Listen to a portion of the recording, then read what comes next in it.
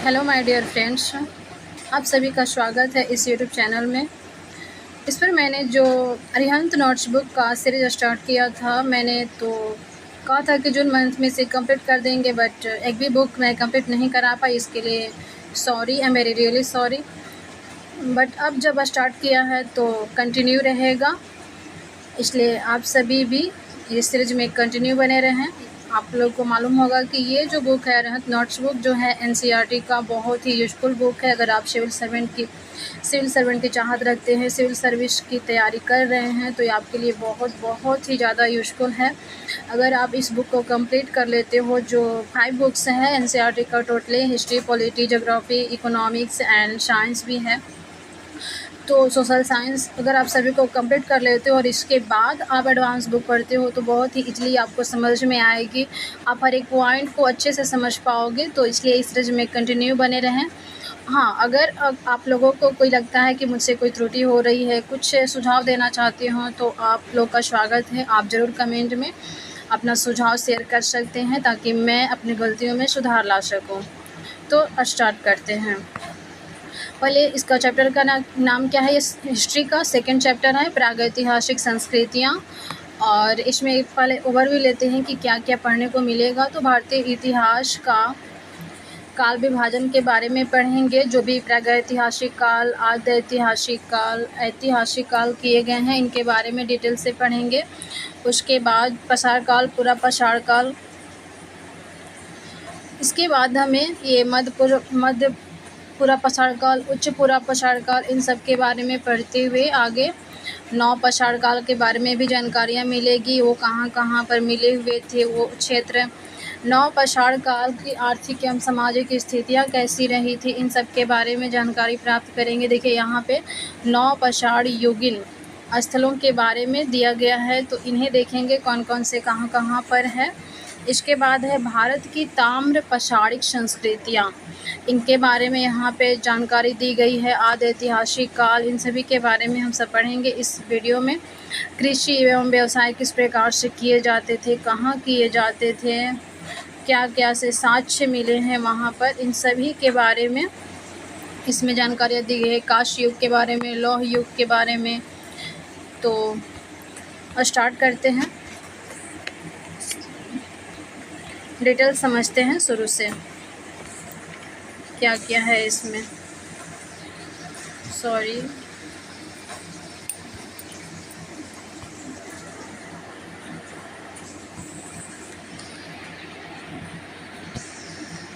देखिए दोस्तों, वर्तमान तथा भविष्य, वर्तमान तथा भविष्य की नीतियों के लिए इतिहास का अध्ययन आवश्यक है। ये क्वेश्चन आ सकते हैं, या अपने आप से आप पूछो कि इतिहास हमें पढ़ना क्यों आवश्यक है, हमें क्यों पढ़ना चाहिए इतिहास को। तो वर्तमान तथा भविष्य की नीतियों के लिए उनसे हम जानकारी प्राप्त करते हैं, किस प्रकार से हमारा इतिहास रहा है। इन सभी को पढ़कर ही हम समझ पाते हैं, इतिहास को पढ़कर ही समझ पाते हैं कि हमारे देश का इतिहास कैसा रहा है, लोग कैसे थे, किस प्रकार से काम किया करते थे।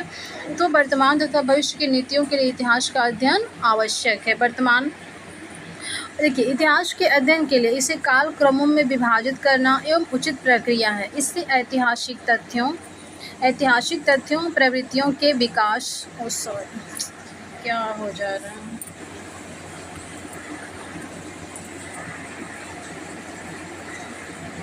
सॉरी,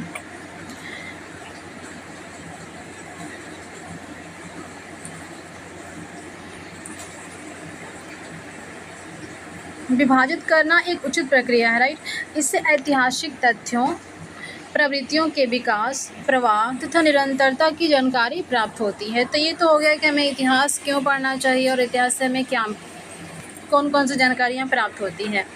अब देखते हैं भारतीय इतिहास का काल विभाजन किस प्रकार से किया गया है। तो भारतीय इतिहास का जो काल विभाजन है मुख्यतः 3 भागों में किया गया है। कितने भागों में? 3 भागों में बांटा गया है। कौन कौन से? प्रागैतिहासिक काल, प्री हिस्टोरिक एज, आद्य ऐतिहासिक काल, प्रोटो हिस्टोरिक एज एंड ऐतिहासिक काल, हिस्टोरिक एज। तो इसे एक एक करके समझते हैं। प्रागैतिहासिक काल, प्री हिस्टोरिक एज किसे कहते हैं? देखिए, प्राचीन इतिहास का वह काल जिसके लिए कोई लिखित साक्ष्य उपलब्ध नहीं था, जिस काल में मानव का जीवन अपेक्षाकृत पूर्णतया सभ्य नहीं था, प्रागैतिहासिक काल कहलाता है। देखिए, उस काल को हम प्रागैतिहासिक काल कहेंगे जिसके बारे में कोई भी किसी भी प्रकार का लिखित साक्ष्य हमें अब तक उपलब्ध नहीं हुआ है। जिस काल में जो मानव का जीवन है वो अपेक्षाकृत पूर्णतया सभ्य नहीं था, तो उसे क्या कहेंगे? प्रागैतिहासिक काल कहेंगे। नेक्स्ट है आद्य ऐतिहासिक काल, प्रोटो हिस्टोरिक एज। तो आद्य ऐतिहासिक काल उस काल को कहा जाता है जिसमें पुरातात्विक साक्ष्य तो मिले हैं, साथ ही लिखित साक्ष्य भी मिले, लेकिन उन्हें पढ़ा नहीं जा सका। देखिए, ये जो प्रागैतिहासिक काल है तो उसमें क्या है कि एक तो सभ्य नहीं थे और जो भी साक्ष्य हमें उपलब्ध ही नहीं है इनके बारे में, इसको प्रागैतिहासिक काल कहेंगे। बट आद्य ऐतिहासिक काल में क्या है कि साक्ष्य तो मिले हैं और लिखित साक्ष्य भी मिले हैं, बट हम अब तक उन्हें पढ़ नहीं पाए हैं, उन्हें पढ़ा नहीं जा सका है, तो इसे क्या कहेंगे? आद्य ऐतिहासिक काल कहेंगे। और इस काल को कांस्य युग भी कहा जाता है। आद्य ऐतिहासिक काल को कांस्य युग भी कहा जाता है, तो इसे याद रखें। अब देखिए, ऐतिहासिक काल, इसका क्या मायने है, हम इसे किसे कहते हैं ऐतिहासिक काल? तो ऐतिहासिक काल उस काल को कहा जाता है जहां लेखन कला उपलब्ध थी तथा इसे पढ़ने में भी सफलता प्राप्त हो गई। यानी कि ये देखिए, इसमें लेखन कला तो उपलब्ध है ही और हम इसे पढ़ भी पाए हैं, तो इसे कहेंगे ऐतिहासिक काल। और इसका जो काल है वो 600 ईसा पूर्व के बाद का काल ऐतिहासिक काल कहलाता है। 600 ईसा पूर्व के बाद से जो काल है उसे क्या कहेंगे? ऐतिहासिक काल कहेंगे। अब एक एक करके समझते हैं। प्रागैतिहासिक काल। भारत में प्रागैतिहासिक काल की अवस्था पाषाण काल के रूप में परिभाषित की जाती है। इसे विशेषतः 3 भागों में विभाजित किया गया है। कौन कौन? पूरा पाषाण काल, मध्य पाषाण काल, नव पाषाण काल।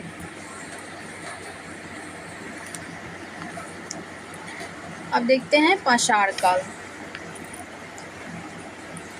पाषाण काल के बारे में समझते हैं। तो मानव सभ्यता के आदि काल को पाषाण काल कहते हैं। पाषाण काल किसे कहते हैं?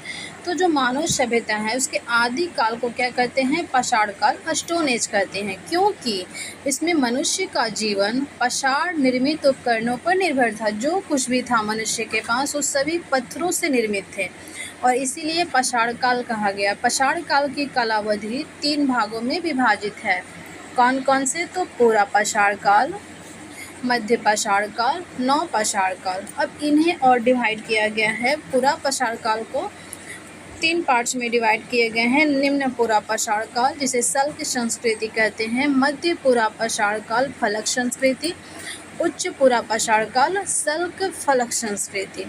अब देखिए, निम्न पूरा पाषाण काल जो है इसे 2 पार्ट्स में, सोहन घाटी में और बेलन घाटी में। ये जो निम्न पूरा पाषाण काल के साक्ष्य कहाँ कहाँ मिलते हैं? सोहन घाटी में और बेलन घाटी में निम्न पूरा पाषाण काल। मध्य पाषाण काल फलक संस्कृति की बात करें तो देखिए, ये सोन घाटी में भी है, बेलन घाटी में भी है, नर्मदा घाटी में है और तुंगभद्रा घाटी में है।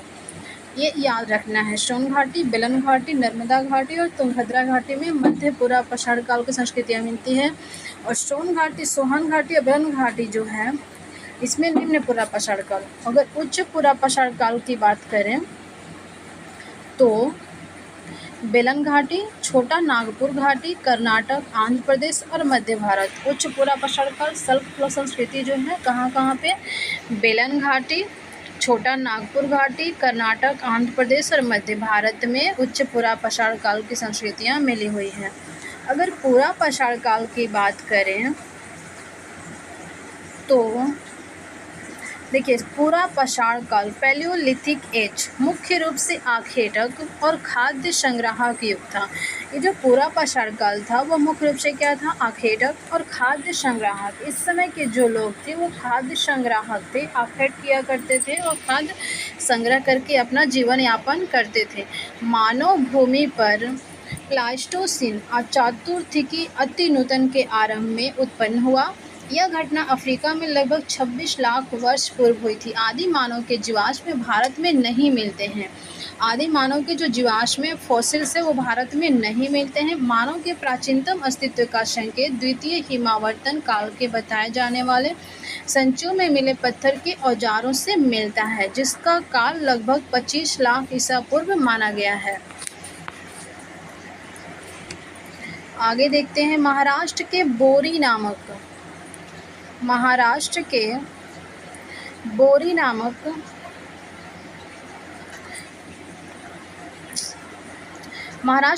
नामक स्थान से प्राप्त साक्ष्यों के आधार पर मानव की उपस्थिति जो है वो 14 लाख वर्ष पूर्व मानी जाती है। देखिए, बोरी नामक स्थान कहाँ पे? महाराष्ट्र में। और यहाँ से जो साक्ष्य प्राप्त हुए हैं इनके आधार पर कहा जाता है कि मानव की उपस्थिति 14 लाख वर्ष पूर्व है।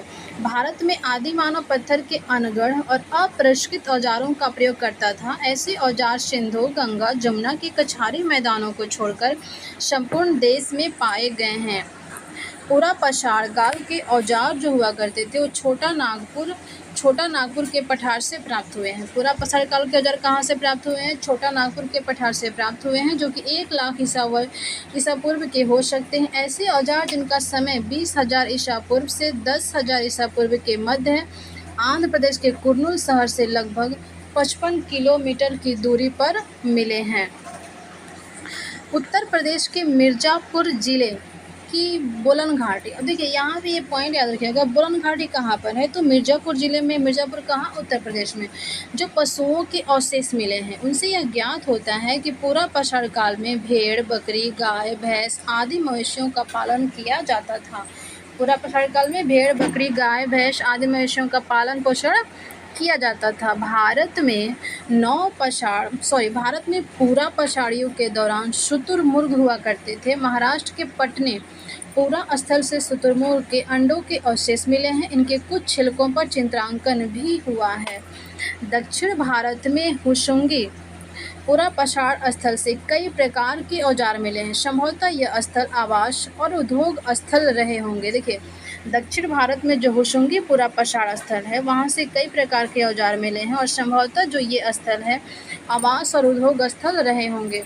भारत की पूरा पाषाण कालीन सभ्यता का विकास प्लास्टोसीन काल या हिम युग में हुआ था। भारत में लक्षित मानव की प्रथम उपस्थिति मध्य प्लास्टोसीन अर्थात 5 लाख वर्ष पूर्व से नहीं था।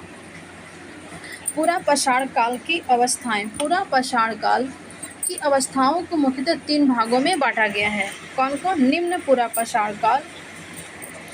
एक कर देखें। निम्न पूरा पाषाण काल, इस जो लोअर पैलियोलिथिक एज, तो इसकी अवधि जो है वो 5 लाख ईसा पूर्व से 50,000 ईसा पूर्व के मध्य निर्धारित किए गए हैं। निम्न पूरा पाषाण काल का पीरियड क्या है? 5 लाख ईसा पूर्व से 50,000 ईसा पूर्व के मध्य निर्धारित की गई है। कुल्हाड़ी या हस्त कुठार, हैंडएक्स, विदारणी, क्लीवर और खंडक चॉपर का उपयोग इस काल की विशेषताएं हैं। निम्न पूरा पाषाण काल में क्या क्या है? कुल्हाड़ी है, हस्तकुठार, विदारणी, खंडक जिसे चॉपर कहते हैं का उपयोग इस काल की विशेषताएं हैं। यहाँ पे देखिए इस टाइप का औजार है। पूरा पाषाण काल के औजार इस तरह से पत्थरों के बनाए जाते थे। अब देखते हैं आगे। देखिए, निम्न पूरा पाषाण काल के स्थल जो है वर्तमान में पाकिस्तान में स्थित पंजाब की सोन या सोहन नदी घाटी। सोहन नदी घाटी कहाँ है? तो पाकिस्तान में जो पंजाब स्थित है वहाँ पे सोहन या सोहन घाटी है। इन अनेक स्थल कश्मीर थार मरुभूमि में भी मिलते हैं। निम्न पूरा पाषाण काल के औजार उत्तर प्रदेश के मिर्जापुर जिले की बेलन घाटी में भी पाए गए हैं। राजस्थान की मरुभूमि के डिडवाना क्षेत्र कहाँ है? राजस्थान में है, वहाँ पे मरुभूमि है। तो इसमें नर्मदा की घाटियों में तथा मध्य प्रदेश के भोपाल के पास भीमबेटका की गुफाओं, भीमबेटका गुफा कहाँ है? मध्य प्रदेश में है। तो मध्य प्रदेश के भोपाल के पास भीमबेटका की गुफाओं और शैलाश्रयों में मिले औजार जो हैं 1 लाख ईसा पूर्व के हैं। हस्तकुठार द्वितीय हिमालयी अंतर हिमावर्तन के समय के जमाव में मिले हैं। इस अवधि में जलवायु में नमी कम हो गई थी। अब देखते हैं मध्यपुरा पाषाण काल के बारे में क्या देता है जानकारी। तो मध्यपुरा पाषाण काल की अवधि 50,000 ईसा पूर्व से 40,000, देखिए वो जो था 5 लाख से 50,000 है निम्न पुरा पाषाण काल। अब मध्यपुरा पाषाण काल 50,000 से स्टार्ट होगा और ये 40,000 ईसा पूर्व के मध्य रहेगा, तो निर्धारित की गई है। इस काल में उद्योग मुख्यतः पत्थर की पपड़ी से बनी वस्तुओं का था और ये पपड़ियाँ संपूर्ण भारत में पाई गई हैं। मध्यपुरा पाषाण काल के जो औजार हैं पत्थर की पपड़ी से जो बनी हैं वस्तुएं, ये संपूर्ण भारत में पाई गई हैं, तो ये स्टेटमेंट के रूप में आ सकते हैं। मध्यपुरा पाषाण काल के मुख्य औजार फलक, बेधनी, छेदनी और खुरचनी हैं। इस काल के स्थल जिस क्षेत्र में मिलते हैं उसी क्षेत्र में निम्न पुरा पाषाण काल के स्थल भी पाए जाते हैं। इस काल में एक प्रकार के सरल बटिकाश्म उद्योग पत्थर के गोलों से वस्तुओं का निर्माण स्थापित है, जो तृतीय हिमालयी हिमावर्तन के काल के थे। इस युग की शिल्प सामग्री नर्मदा नदी के तट के अनेक स्थानों पर और तुंगभद्रा नदी के दक्षिणावर्ती स्थानों पर भी पाई जाती है। इस युग की जो शिल्प सामग्री है नर्मदा नदी के तट के अनेक स्थानों पर और तुंगभद्रा नदी के दक्षिणावर्ती स्थानों पर भी पाई जाती है। अब थर्ड पढ़ते हैं उच्च पुरा पाषाण काल के बारे में। तो इसका जो टाइम पीरियड है वो 40,000 ईसा पूर्व से 10,000 ईसा पूर्व के मध्य निर्धारित की गई है। अपर पैलियोलिथिक एज को इस युग में आर्द्रता कम थी। इस अवस्था में विस्तार हिम युग की उस अंतिम अवस्था के साथ रहा जब जलवायु अपेक्षाकृत गर्म प्राचीनतम साक्ष्य हथनौरा नर्मदापुरम मध्य प्रदेश से प्राप्त हुआ है। हथनौरा से नर्मदा घाटी के उत्तरी प्राचीनतम विलुप्त हाथी अष्टगोडान के दांत तथा जबड़े का जीवाश्म भी मिला है। हथनौरा एक पुरा पाषाण कालीन स्थल थी। मध्यपुरा पाषाण काल का भारत में पहला ज्ञात स्थल नेमाशा प्रवरा नदी तट है, कर्नाटक, एच.डी. शांकलिया द्वारा खोजा गया है। दक्षिणी ऊपरी पुरा पाषाण कालीन मानव गुफाओं में रहता था।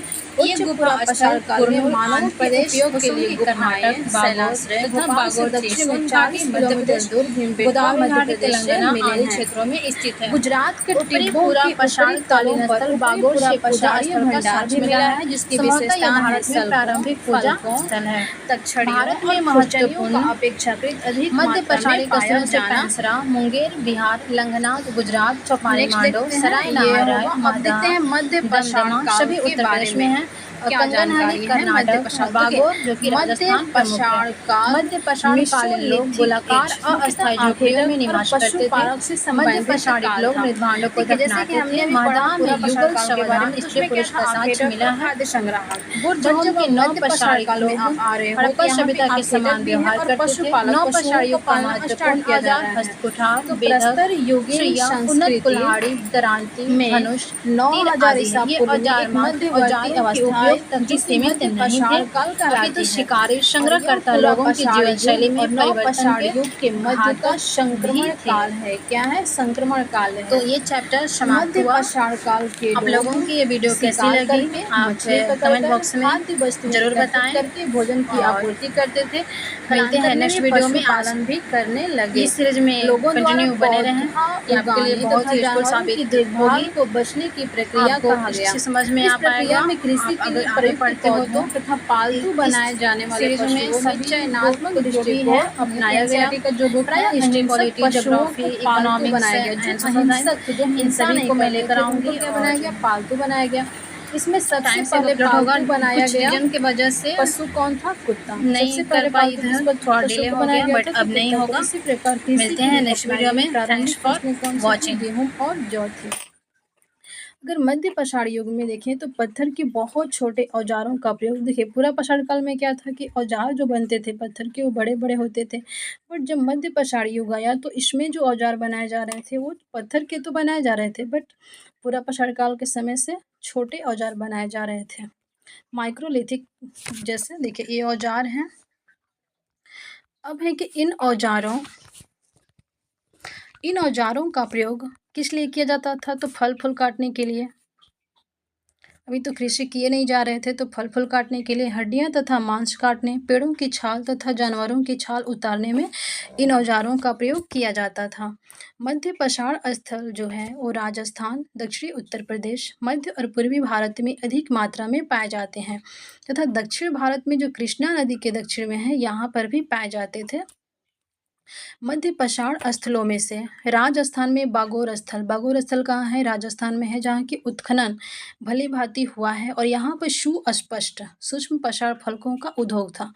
कौन सा उद्योग था? सूक्ष्म पषाण फलकों का उद्योग था और यहाँ के निवासियों की जीविका जो है शिकार तथा पशुपालन पर निर्भर थी। यहाँ की क्या थी जीविका? शिकार करना और पशुपालन करना यहाँ के लोगों का मूल जीविका था। तो मध्य प्रदेश के आदमगढ़ मध्य प्रदेश और राजस्थान में बागोर स्थल पशुपालन का प्राचीनतम साक्ष्य प्रस्तुत करते हैं। मध्य प्रदेश का जो आदमगढ़ है और राजस्थान का बागोर स्थल, यहाँ से हमें प्राचीनतम साक्ष्य मिले हैं पशुपालन का, जिसका समय अगर देखा जाए तो लगभग 5000 ईसा पूर्व निर्धारित किया गया है। जिन गुफाओं में लोग रहा करते थे उनमें कुछ दीवारों पर चित्र भी मिले हैं। इनमें कुछ के उदाहरण मध्य प्रदेश तथा दक्षिणी उत्तर प्रदेश की गुफाश्रयों से भी मिले हैं और इन्हें क्या कहा जाता है? तो शैल चित्र कहा जाता है।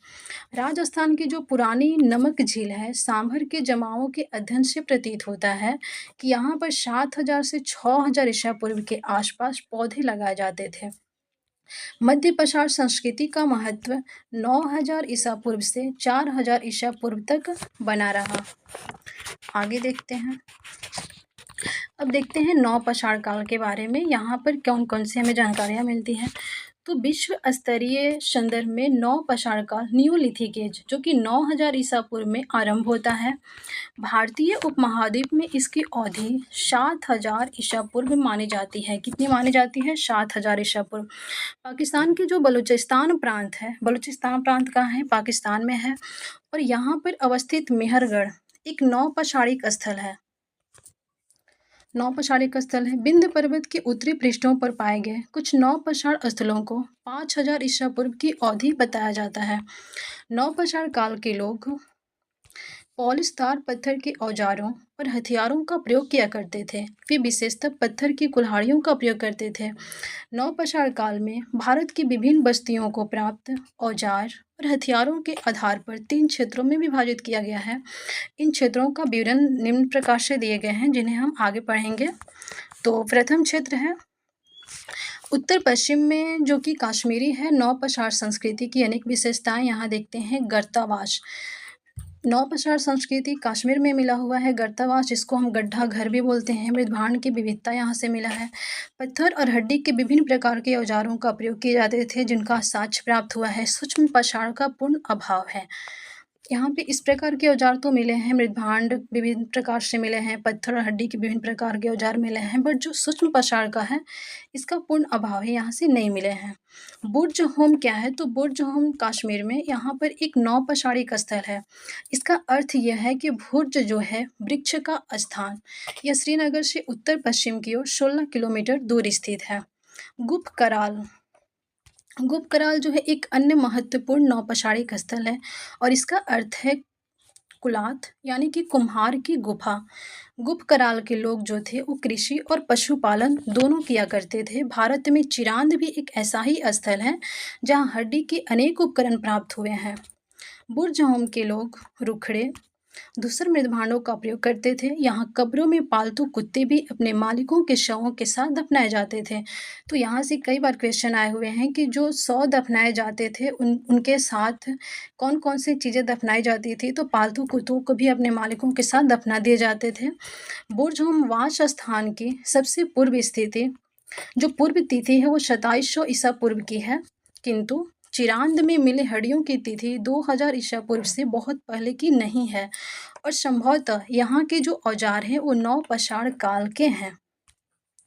अब नेक्स्ट देखते हैं द्वितीय क्षेत्र। द्वितीय क्षेत्र भारत में गोदावरी नदी के किनारे, जो कि ग्रेनाइट की पहाड़ियों के ऊपर या पठारों में नवपाषाणिक लोग रहा करते थे। वे पत्थर की कुल्हाड़ियों का और अनेक प्रकार के प्रस्तर फलकों का भी प्रयोग करते थे।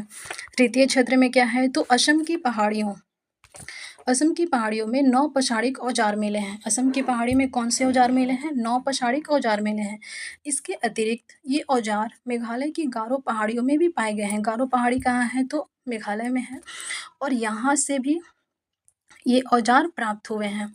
कर्नाटक में मास्की, ब्रह्मगिरी, हल्लोर, कोडक्कल, पिकलेहल, संगेनकल्लू, टी नरसीपुर और तैक्कलकोट तथा तमिलनाडु में पय्यमपल्ली ही ऐसे महत्वपूर्ण 9 पौराणिक स्थल हैं जिनकी खुदाई हुई है। दक्षिण भारत में 9 पौराण अवस्था 2000 ईसा पूर्व से 1000 ईसा पूर्व तक जारी रही। कर्नाटक की पिकलेहल के जो 9 पौराणिक निवासी जो थे वो पशुपालक थे और ये गाय, बैल, बकरी, भेड़ आदि का पालन करते थे। यहाँ से राख के ढेर और निवास स्थान दोनों प्राप्त हुए हैं, दोनों साक्ष्यों में मिले हैं। नेक्स्ट है, अब देखते हैं कि नवपाषाणकालीन आर्थिक एवं सामाजिक स्थिति किस प्रकार की थी, वहाँ की किस प्रकार से सामाजिक स्थिति, किस प्रकार से लोग रहा करते थे। तो नवपाषाण युग के जो निवासी थे वो सबसे पुराने कृषक समुदाय थे। कैसे थे? सबसे पुराने कृषक समुदाय थे और ये जो थे वो पत्थर की कुदालों, जिसे हो भी कहा जाता है, और लकड़ी की छड़ों से भूमि खोदते थे। पत्थर के उपकरण बहुत महत्वपूर्ण होते थे, इसलिए लोग ऐसे स्थानों पर बसते थे जहां औजारों के उपयुक्त पत्थर मिल सके। सामान्यतः इन स्थलों को उद्योग स्थल कहा जाता है। हम देखेंगे अभी इन स्थानों को भी। देखिए, नवपाषाण काल आते आते इन उद्योग स्थलों में वृद्धि देखी गई क्योंकि छोटे जानवरों में शिकार तथा खाद्यान्न की बढ़ती आवश्यकताओं ने औजारों के निर्माण में प्रौद्योगिकी की आवश्यकता पर बल दिया। पाषाण के जो औजार थे वो निर्माण में 2 प्रकार की तकनीकी का प्रयोग होता था। पाषाण काल में जो औजार निर्माण किए जाते थे उसमें 2 प्रकार की तकनीकी का प्रयोग होता था। एक था पत्थर से पत्थर को टकराकर नए औजारों का निर्माण होता था और दूसरा था दबाव शल्क तकनीकें। इसमें क्रोड को स्थिर सतह पर रखकर उस पर छेनी के रूप में हड्डी या पत्थर को रखकर शल्क निकाला जाता था। इन स्थलों को देखते हैं। नवपाषाण युगीन स्थल, देखिए बुरज़ोम जो कि कश्मीर में है, यहाँ पे बुरज़ोम श्रीनगर चली गई, सराय खोला है ये, और ये फिर इस्लामाबाद जो कि पाकिस्तान साइड में, किली, गुल मोहम्मद, कोटा, मेहरगढ़, दिल्ली। देखिए ये जो रिंग जैसा है गोला, ये उत्खनन किए गए स्थल हैं जहाँ पे उत्खनन किए गए हैं, और ये ट्रायंगल शेप में है वो आधुनिक शहर जो कि आज के शहरों को यहाँ पे डिनोट किया गया है। वर्तमान भारत की सीमा ये तो आप समझ रहे हैं। दिल्ली, धीरेन्द्र, पटना, इसे आप देख लीजिएगा। नागपुर, मुंबई, यहाँ पे मुंबई, नागपुर, कुछा, ये जो साउथ में है स्थल इनके बारे में यहाँ पे है। काड़ेकल, सगाना, मास्की, कुप्पनकल्लू, पालबोई, ब्रह्मगिरी, नरसीपुर, हेमग्गी, चेन्नई, ये सारे स्थल हैं। नेक्स्ट देखते हैं, मेहरगढ़ में रहने वाले नवपाषाण युग के लोग अधिक उन्नत थे। जो मेहरगढ़ में रहा करते थे नवपाषाण युग के जो लोग, वो अधिक उन्नत थे। वे गेहूँ, जौ और रुई की खेती करते थे। कौन कौन सी? गेहूँ का, जौ का और रुई की खेती करते थे और कच्ची ईंटों के घरों में रहा करते थे। नवपाषाण युग के सेल्ट, कुल्हाड़ियाँ, बसूले, छेनी आदि औजार उड़ीसा और छोटा नागपुर के पहाड़ी क्षेत्रों से प्राप्त हुए हैं। प्रस्तर युग के लोग पूर्णतः पत्थर के ही औजारों और हथियारों पर आश्रित थे, इसलिए ये पहाड़ी क्षेत्रों से दूर जाकर बस्तियां नहीं बना सकते थे। ये पहाड़ियों की ढलानों पर, गुफाओं में और पहाड़ियों से युक्त बड़ी घाटियों में ही निवास करते थे। नवपाषाण काल में अस्थायी जीवन के साक्ष्य मिलने लगे हैं और मिले थे। तो देखिए, कश्मीर में बुरज़ोम ऐसा ही स्थल है जिसे गर्तावास कहा जाता है, क्योंकि यहाँ लोग इसका निर्माण गड्ढे के नीचे करते थे, जिससे उतरने के लिए सीढ़ियों का प्रयोग होता था। नवपाषाण युगीन कई पुरा स्थलों से मिट्टी के बर्तन मिले हैं जो कि खाद्य संग्रह के काम में लिए जाते रहे होंगे। धीरे धीरे लोग बर्तनों का प्रयोग खाना बनाने में करने लगे। नवपाषाणिक स्थल दाओजली हैंडिंग, ब्रह्मपुत्र घाटी से खरल तथा मुसल का साक्ष्य मिला है। साथ ही यहाँ जेडाइट पत्थर संभवतः चीन से लाया गया हो और टाश में पत्थर भी मिला है। कुछ लोग ऐसे रीति रिवाजों को मानते थे जो सामान्यतया पहले से प्रचलित थे। मेहरगढ़ में ऐसी कई कब्रें मिली हैं जिनमें मृत्यु पश्चात जीवन में आस्था को दर्शाया गया है। मेहरगढ़ में ऐसी कई खबरें मिली हैं जिनमें मृत्यु पश्चात जीवन में आस्था को दर्शाया गया, जैसे कि अब पढ़ा पहले कि मालिकों के साथ पशुओं को दफनाया गया, कुछ सामानों को भी दफनाया जाता है। तो ये सोचा था कि जो आगे की जो जीवन है उसमें ये सब मिलेगा, साथ रहेगा। तो एक कब्र में मृतक के साथ बकरी को दफनाया गया, संभवतः इसे परलोक में मृतक के खाने के लिए रखा गया होगा। नेक्स्ट है आद्य ऐतिहासिक काल। आद्य ऐतिहासिक काल की अवधि 3000 ईसा पूर्व से 800 ईसा पूर्व तक मानी जाती है। आद्य ऐतिहासिक काल 3000 ईसा पूर्व से 800 ईसा पूर्व तक मानी जाती है। इस काल में ताम्र पषाणिक संस्कृतियों तथा कांस्य युग को स्थान दिया जाता है। इसका विवरण निम्न है। ताम्र पषाणिक काल। ताम्र पषाणिक काल तो नवपाषाण युग के अंत तक धातुओं का प्रयोग प्रारंभ हो गया था। धातुओं में सबसे पहले तांबे का प्रयोग किया गया। ताम्र पषाणिक काल में पत्थर और तांबे का उपयोग साथ साथ होता था और इसीलिए ताम्र पषाणिक काल भी इसका नाम दिया गया। तकनीकी दृष्टि से ताम्र पषाण काल हड़प्पा की कांस्ययुगीन संस्कृति से पूर्व का है। देखिए, तकनीकी अगर दृष्टि से देखें तो ताम्र पषाण काल जो है हड़प्पा की कांस्ययुगीन संस्कृति से पूर्व का है, परंतु कालक्रमानुसार भारत की हड़प्पा की कांस्य संस्कृति पहले आती है। अधिकांश ताम्र पषाण युगीन संस्कृतियाँ बाद में आती हैं। भारत में ताम्र पषाण काल की बस्तियाँ दक्षिण पूर्वी राजस्थान, मध्य प्रदेश के पश्चिमी भाग, पश्चिमी महाराष्ट्र, दक्षिण पूर्वी भारत में पाई गई है। दक्षिण पूर्वी राजस्थान में 2 पुरास्थलों की खुदाई हुई है, एक आहार में था और दूसरा गिलुंद में था। पश्चिम मध्य प्रदेश में मालवा, कैथा और एरन की खुदाई हुई है। मध्य और पश्चिमी भारत की मालवा ताम्र पषाण संस्कृति की विलक्षणता है मालवा मृदभांड, जिसे ताम्र पषाण मृदभांडों में उत्कृष्ट माना गया है। भारत की ताम्र पषाणिक संस्कृतियाँ, इसके बारे में देखते हैं। तो देखिए, महाराष्ट्र के अहमदनगर जिले महाराष्ट्र में, यहाँ पे जोरवे, नेवासा और दैमाबाद तथा पुणे जिले में चंदोली, सोनगांव, इनामगांव, प्रकाश और नासिक प्रमुख ताम्र पषाण कालीन स्थल। यहाँ से इस तरह से क्वेश्चन रहते हैं कि स्थल का नाम दे दिया जाएगा और फिर ये कहाँ पे पाए जाते हैं। तो ये इसे आप इस पॉइंट को ध्यान में रखें कि महाराष्ट्र के अहमदनगर जिले में जोरवे, नेवासा और दैमाबाद तथा पुणे जिले में चंदोली, सोनगांव, इनामगांव, प्रकाश तथा नासिक प्रमुख ये कौन से स्थल हैं? तो ताम्र पषाणकालीन स्थल हैं। जोरवे संस्कृति ने मालवा संस्कृति से बहुत कुछ ग्रहण किया है, किंतु इसमें दक्षिण नवपाषाण संस्कृति के तत्व भी दिखाई देते हैं। जोरवे संस्कृति ग्रामीण संस्कृति थी। कैसी थी? ग्रामीण संस्कृति थी। फिर भी इनकी अनेक बस्तियां जो है वो दैमाबाद और इनाम गांव नगरीकरण के स्तर तक पहुंच गई थी। महाराष्ट्र के जोरवे और चंदोली में सपाट आयताकार ताम्र कुठार पाए गए हैं तथा चंदोली से तांबे की छेनी भी प्राप्त हुई हैं। दैमाबाद की ख्याति बड़ी संख्या में कांस्य की वस्तुओं की उपलब्धियों के लिए है। दैमाबाद की जो ख्याति है वो बड़ी संख्या में कांस्य की वस्तुओं की उपलब्धियों के लिए है। इनमें से कुछ वस्तुओं पर हड़प्पा संस्कृति का प्रभाव स्पष्ट होता है। इनाम गांव ताम्र पषाण युग की एक बड़ी बस्ती थी।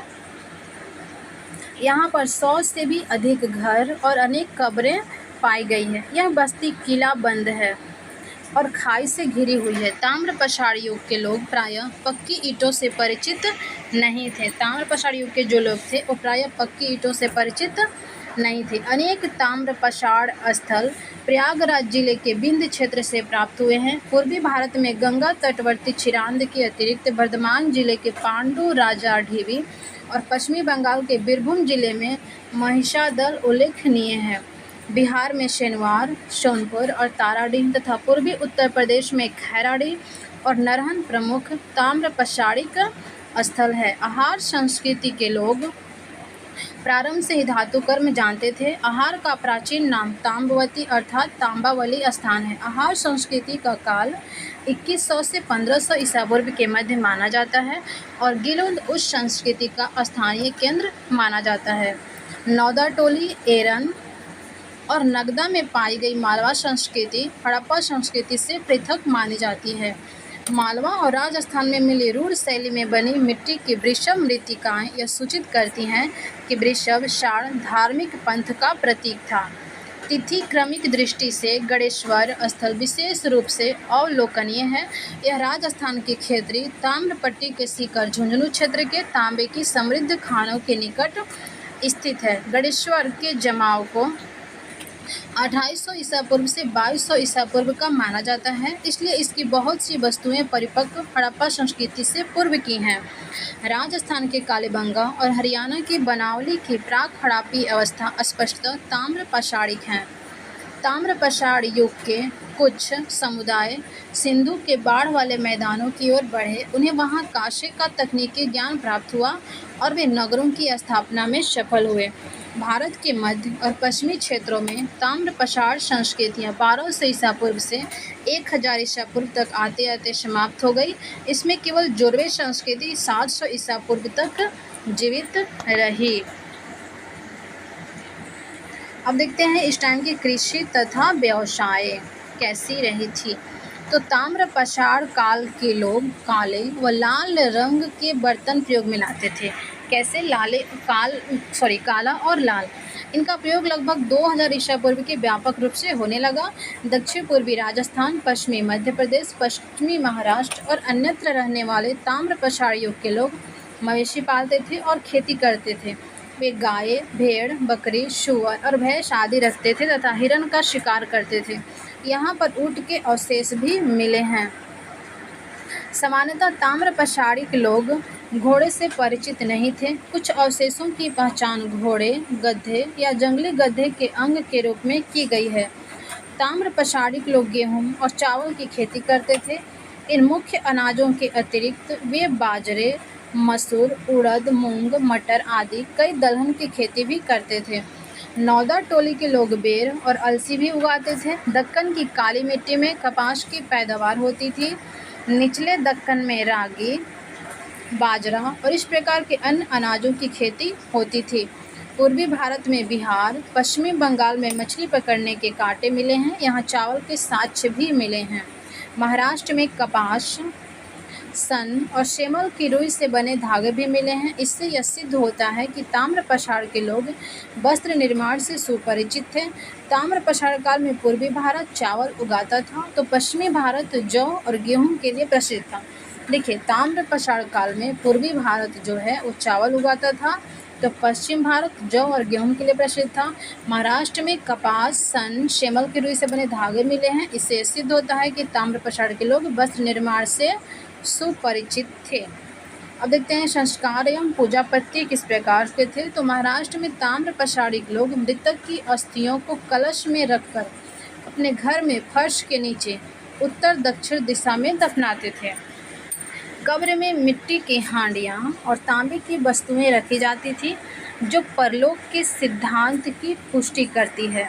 मिट्टी की स्त्री मूर्तियों से प्रतीत होता है कि ताम्र पाषाण युग के लोग मातृ देवी की पूजा करते थे।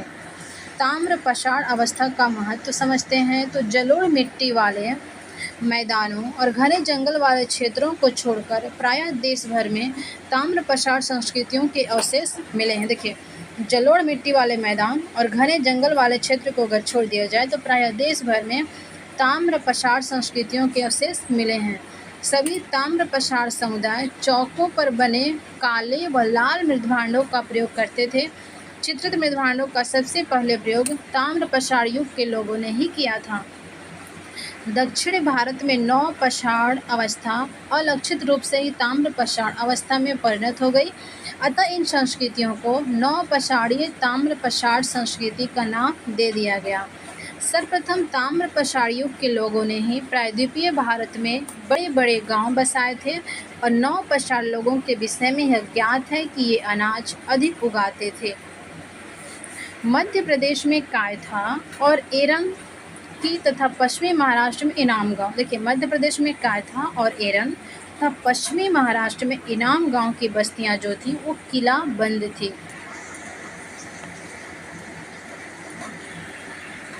देखिए, महाराष्ट्र में मृतक को उत्तर दक्षिण दिशा में रखा जाता था, किंतु दक्षिण भारत में पूर्व पश्चिम में। यहाँ पे एक डिफरेंस या स्टेटमेंट बन सकते हैं। तो महाराष्ट्र में जो मृतक को उत्तर दक्षिण दिशा में रखा जाता था और दक्षिण भारत में पूर्व पश्चिम पश्चिमी भारत में लगभग संपूर्ण समाधान प्रचलित था।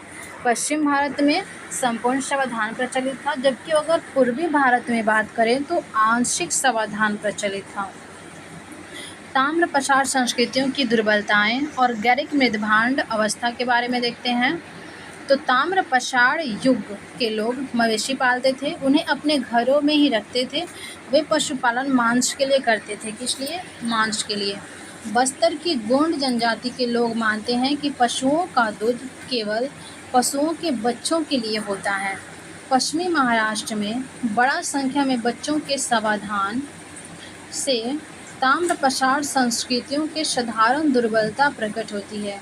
कांसे के औजारों के प्रयोग से क्रीट, मिस्र तथा मेसोपोटामिया में और सिंध घाटी में भी प्राचीनतम सभ्यताओं के विकास में बड़ी सुविधा मिली थी। ताम्र पसार युग के लोग लिखने की कला नहीं जानते थे और न ही वे नगर में रहते थे, जबकि कांस्य युग के लोग नगरवासी हो गए थे। ये थोड़ी डिफरेंसेज है जिसे याद रखिएगा। मध्य प्रदेश के गुंगेरिया से सबसे बड़ी ताम्र निधि ताम्र उपकरणों के जखीरे प्राप्त हुए हैं। कहाँ से? मध्य प्रदेश के गुंगेरिया से सबसे बड़ी ताम्र निधि। इसमें 424 तांबे के औजार और हथियार तथा 10 चांदी के पतले पत्र हैं। अधिकांश गैरिक मृदभांड स्थल दोआब के ऊपरी हिस्से में पड़ते हैं, लेकिन ताम्र निधियां बिहार और अन्य प्रदेशों के पठारी क्षेत्रों में मिली हैं। गैरिक मृदभांड संस्कृति का काल 8 वैज्ञानिक तिथि निर्धारणों के आधार पर सामान्यतः 2000 ईसा पूर्व से 1500 ईसा पूर्व के मध्य रखा जा सकता है। प्रमुख ताम्र पसारिक संस्कृति सालवदा संस्कृति। साल संस्कृति इसका अवधि दिया गया है और क्षेत्र कहाँ पे ये हैं। तो देखिए, शालवदा संस्कृति 2300 से 2000 ईसा पूर्व महाराष्ट्र का धुलिया क्षेत्र। आहार संस्कृति 2100 से 1500 ईसा पूर्व राजस्थान का उदयपुर क्षेत्र। कायथा संस्कृति चंबल नदी का क्षेत्र जो कि 2000 से 1800 ईसा पूर्व है। प्रभास संस्कृति 2000 से 1400 ईसा पूर्व गुजरात का तटीय क्षेत्र। रंगपुर संस्कृति 1700 से 1400 ईसा पूर्व गुजरात का तटीय क्षेत्र। और मालवा संस्कृति 1700 से 1200 ईसा पूर्व नर्मदा नदी का क्षेत्र। जोरे संस्कृति 1400 से 700 ईसा पूर्व महाराष्ट्र का दैमाबाद व इनाम गांव। कांस्य युग के बारे में देखते हैं। कांस्य युग की अवधि 2500 ईसा पूर्व से 800 ईसा पूर्व के मध्य मानी जाती है। इस समय मनुष्य ने तांबे तथा टीन के मिश्रण से कांस्य बनाना सीख लिया था। मध्य वर्ग के लोग सबसे पहले कांस्य के हथियार तथा औजार बनाने लगे थे। भारत में सिंधु घाटी सभ्यता के निवासियों ने सबसे पहले कांसे के बने बर्तन का निर्माण आरंभ किया था।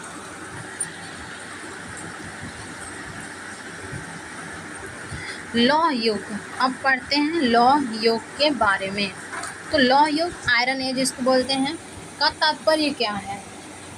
लौह युग का क्या तात्पर्य है? तो इसका तात्पर्य है उस अवस्था से है जब मनुष्य लोहे के विषय में जानकारी प्राप्त कर चुका था।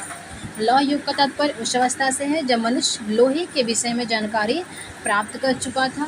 800 ईसा पूर्व के पश्चात भारत में लौह धातु से बने औजारों तथा बर्तनों के अवशेष प्राप्त होते हैं। यह अवस्था ऋग वैदिक काल के पश्चात उत्तर भारत में दृष्टिगत होती है। दक्षिण भारत में महापसारिक संस्कृति लौह युगीन अवस्था को दर्शाती है। दक्षिण भारत में जो महापसारिक संस्कृति है वह लौह युगीन अवस्था को दर्शाती है, जहाँ नवपसार कालीन अवस्था से लोगों ने लौह युग में प्रवेश किया। महापसारिक संस्कृतियाँ आप देखते हैं, इनके बारे में समझते हैं। तो प्रागैतिहासिक युग के पश्चात प्रायद्वीप के उच्च भागों में रहने वाले लोगों को महापसार निर्माता कहा जाता है। महापसार निर्माताओं द्वारा बनाए गए पत्थरों के समाधान वाली कब्रों को महापसार कहा जाता है। इन कब्रों को महापसार इसलिए कहा जाता है क्योंकि इन्हें बड़े बड़े पत्थरों के टुकड़ों से घेर कर बनाया जाता था। महापसार कब्रों में दफनाए गए लोगों के अस्थि पंजर के साथ मृदभांड और लोहे की वस्तुएं भी प्राप्त हुई हैं। शव के साथ कुछ वस्तुओं को भी दफनाने की प्रथा इस विश्वास पर होगी कि मृतात्मा को परलोक में उन सभी वस्तुओं की आवश्यकता पड़ती होगी। महापाषाण की कब्रों से त्रिशूल प्राप्त हुए हैं जो बाद में भगवान शिव के साथ जुड़ गया है। महापाषाणिक लोग प्रायद्वीप के सभी ऊंचे क्षेत्रों में पाए जाते हैं, लेकिन उनका जमाव पूर्वी आंध्र और तमिलनाडु में अधिक प्रतीत होता है। महापाषाण संस्कृति का आरंभ लगभग 1000 ईसा पूर्व माना गया है, लेकिन अनेक मामलों में महापाषाण अवस्था ईसा पूर्व 5वीं सदी से लेकर ईसा पूर्व 1ली सदी तक बनी रही है। तमिलनाडु के दक्षिण जिलों में रहने वाले महापाषाणिक लोग मृतकों के अस्थिपंजर को लाल कलश में रखकर गड्ढों में दफनाते थे। कृष्णा गोदावरी घाटी में पत्थर के घेरे वाले ताबूत शवाधान या गर्त शवाधान, सिस्ट बेरियल या पिट बेरियल की परिपाटी प्रचलित थी। महापाषाणिक लोग धान और रागी उगाते थे, परंतु उनकी खेती बहुत ही कम भूमि पर होती थी। ऐतिहासिक काल, अब देखते हैं ऐतिहासिक काल, हिस्टोरिक एज। तो ऐतिहासिक काल, इतिहास में ऐतिहासिक काल स्टोरेज उस अवस्था का बोध होता है जब लोगों ने लिखना आरंभ किया दिया था। साहित्यिक स्रोतों के विकास के साथ भारत में ऐतिहासिक काल का विस्तार हुआ। भारत में ऐतिहासिक काल की शुरुआत वैदिक काल के पश्चात ही मानी जाती है। वैदिक काल वस्तुतः आद्य इतिहास और इतिहास के मध्य का संक्रमण काल है। देखिए, अतिरिक्त तत्व जो कि तमिलनाडु बोर्ड और NIOS से लिया गया है, इससे पढ़ते हैं ऐतिहासिक सभ्यताएं, भूवैज्ञानिक युग, औजार और जीविकोपार्जन, पुरापाषाण युग, निम्न पुरापाषाण, मध्य पुरापाषाण, उच्च पुरापाषाण युग, प्लीस्टोसीन युग, हस्त कुठार, क्लीवर, चॉपिंग, आखेट तथा खाद्य संग्रह, मध्य पाषाण युग, होलोसिन, छीली गई पतली खपचियों के टुकड़े, माइक्रोलिथ, आखेट, संग्रहण, मछली पालन, पशुपालन का आरंभ, नवपाषाण युग, होलोसिन, घिसाई युग, तीखे नुकीले पत्थर, औजार, सेल्ट उपकरण, पशुपालन तथा कृषि आधारित अर्थव्यवस्था।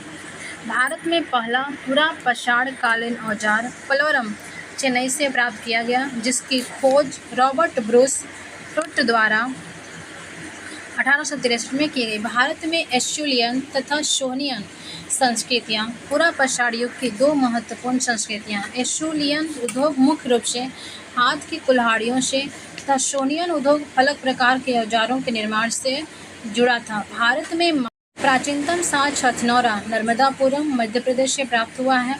हथनौरा से नर्मदा घाटी के उत्तरी क्षेत्र प्राचीनतम विलुप्त हाथी अष्टेगोडान के दांत तथा जबड़े का जीवाश्म भी मिला है। हथनौरा एक पुरापाषाण कालीन स्थल है। मध्य पुरापाषाण काल का भारत में पहला ज्ञात स्थल नेमासा प्रवरा नदी तट है, जिसे HD सांकलिया द्वारा खोजा गया है। ऊपरी पुरापाषाण कालीन मानव गुफाओं में रहता था। ये गुफा स्थल कुर्नूल आंध्र प्रदेश, होसोंगी कर्नाटक, बागोर तथा बागोर थी सोन घाटी मध्य प्रदेश, गोदावरी घाटी तेलंगाना आदि क्षेत्रों में स्थित है।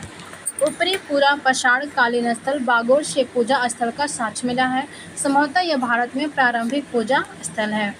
भारत में महत्वपूर्ण मध्य पाषाणिक स्थलों से पैंसरा, मुंगेर बिहार, लंगनाद गुजरात, चौपारी मांडो, सराय नाहराय, महदहा, दमदमा सभी उत्तर प्रदेश में हैं, और कंगनहली कर्नाटक, बागोर जो कि राजस्थान प्रमुख है।